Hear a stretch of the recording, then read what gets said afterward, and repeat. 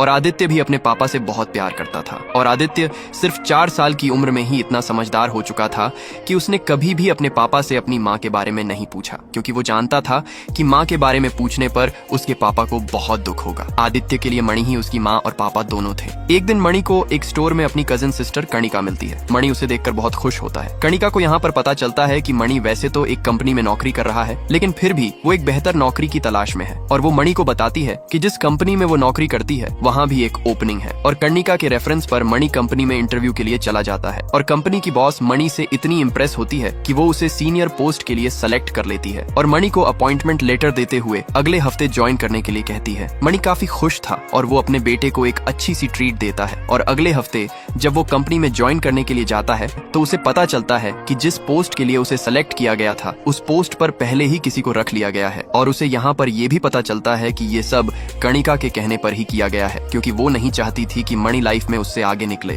मणि को जब ये सब पता चलता है तो उसे बहुत बुरा लगता है और वो गुस्से में कणिका को थोड़ा सुनाकर वहाँ से निकल जाता है। अब मणि पूरी तरह से जॉबलेस हो चुका था, क्योंकि जो जॉब वो कर रहा था उसे वो नई जॉब के लिए पहले ही छोड़ चुका था और नई जॉब कणिका की वजह से उसे मिली नहीं। इसके बाद वो कणिका के ऑफिस से सीधा आदित्य को लेने स्कूल चला जाता है, जहाँ पर वो देखता है कि आदित्य के पैर थोड़ी सी चोट लगी हुई थी। और पूछने पर आदित्य बताता है कि स्कूल में एक लड़का उसे हमेशा परेशान करता रहता है। मणि तो पहले से ही कणिका की वजह से बहुत गुस्से में था, इसलिए वो सीधा जाकर उस बच्चे को और उसका पिता गोकुल को डांटने लगता है। गोकुल जब उसे रोकने की कोशिश करता है तो मणि उसे धक्का दे देता है और गोकुल को ये बात बहुत बुरी लगती है कि मणि ने उसके बेटे के सामने उसकी इंसल्ट की, इसलिए वो मणि के खिलाफ पुलिस में शिकायत कर देता है। लेकिन जब गोकुल पुलिस स्टेशन में मणि और उसके बेटे आदित्य का प्यार देखता है और आदित्य की मासूमियत पर उसे भी प्यार आ जाता है, तो वो अपनी शिकायत वापस ले लेता है। मणि और गोकुल जब पुलिस स्टेशन से वापस आ रहे थे तो गोकुल मणि से पूछता है, तुम इतने गुस्से में क्यों थे? जिस पर मणि उसे कणिका की सारी बात बता देता है। गोकुल को मणि के लिए बहुत बुरा लगता है, इसलिए वो मणि को अपने एक दोस्त की कंपनी में जाकर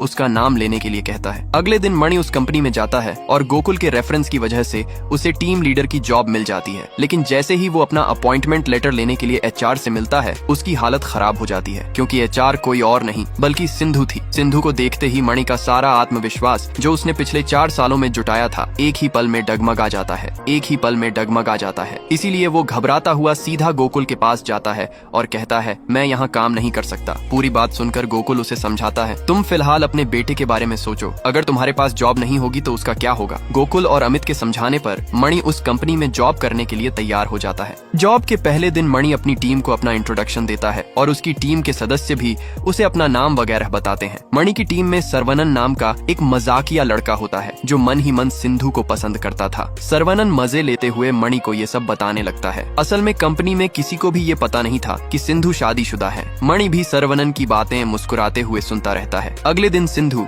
मणि की टीम की एक लड़की साधना को बहुत बुरी तरह से डांट रही थी, क्योंकि साधना की गलती की वजह से कंपनी के अकाउंट से कुछ पैसे कट गए थे। मणि साधना को बचाने के लिए सिंधु से कह देता है कि ये पैसे वापस आ जाएंगे। फिर वो साधना को लेकर अमित के पास जाता है और बैंक में अपने कनेक्शंस का इस्तेमाल करके गलती से कटे हुए पैसे रिफंड करवा देता है। इस घटना के बाद साधना और अमित अच्छे दोस्त बन जाते हैं। साथ ही साधना मणि को मन ही मन पसंद करने लगती है। एक दिन साधना मणि को डिनर डेट के लिए इनवाइट करती है। मणि साधना का दिल नहीं तोड़ना चाहता था, इसलिए वह उसके साथ डेट पर चला जाता है। लेकिन इससे पहले कि साधना उसे अपने प्यार का इजहार करे, मणि जानबूझकर अपना पर्स उसके पास छोड़कर बाथरूम चला जाता है। जब साधना बिल पे करने के लिए मणि का पर्स उठाती है तो उसमें मणि और सिंधु की फोटो देख लेती है। इसके बाद साधना अमित से मणि और सिंधु की पूरी कहानी पता कर लेती है। साधना को मणि के लिए बहुत बुरा लगता है और वह सरवनन को इस बारे में सब कुछ बता देती है। इसके बाद साधना और सरवनन मणि और सिंधु को फिर से पास लाने के लिए शनिवार को एक पिकनिक का प्लान करते हैं। पिकनिक के दौरान वे मणि और सिंधु को एक कमरे में बंद कर देते हैं ताकि वे दोनों आपस में बात कर सकें। लेकिन सिंधु को लगता है कि सरवनन और साधना ने यह सब मणि के कहने पर किया है, इसीलिए वह मणि से और भी ज्यादा गुस्सा हो जाती है और साधना को एक थप्पड़ मार देती है। फिर वह वहाँ से चली जाती है। इस हादसे की वजह से मणि को बहुत बुरा लगता है और वह अपनी कंपनी से 1 महीने के नोटिस पर इस्तीफा दे देता है। इस 1 महीने के दौरान मणि को पता चलता है कि सिंधु का सुपरवाइजर एक बहुत ही गंदी सोच वाला इंसान है और वह सिंधु को परेशान करता है। इसलिए कंपनी छोड़ने से पहले मणि उसकी पिटाई कर देता है और उसे सिंधु से दूर रहने की चेतावनी देता है। कंपनी के सभी लोग मणि के नौकरी छोड़ने से पहले उसके बेटे आदित्य से मिलना चाहते थे, इसलिए फेयरवेल पार्टी के दिन मणि आदित्य को भी अपने साथ ऑफिस ले जाता है। जब सिंधु आदित्य को देखती है तो उसे नहीं पता था कि वह मणि का बेटा है, इसीलिए वह उसका नाम पूछती है। जैसे ही आदित्य अपना नाम बताता है, सिंधु को एक बड़ा झटका लगता है, क्योंकि आदित्य वही नाम था जो उसने अपने बेटे के लिए सोचा हुआ था। जैसे ही उसे पता चलता है कि आदित्य मणि का बेटा है, वह तुरंत समझ जाती है कि आदित्य उसका ही बेटा है। इसके तुरंत बाद सिंधु अपने पिता से फोन पर बात करती है। असल में जब आदित्य पैदा हुआ था तो सिंधु के पिता ने उससे झूठ बोल दिया था कि उसका बच्चा मृत पैदा हुआ था। सिंधु ने अपने बच्चे की मौत का जिम्मेदार मणि को मान लिया था, क्योंकि उसने उस वक्त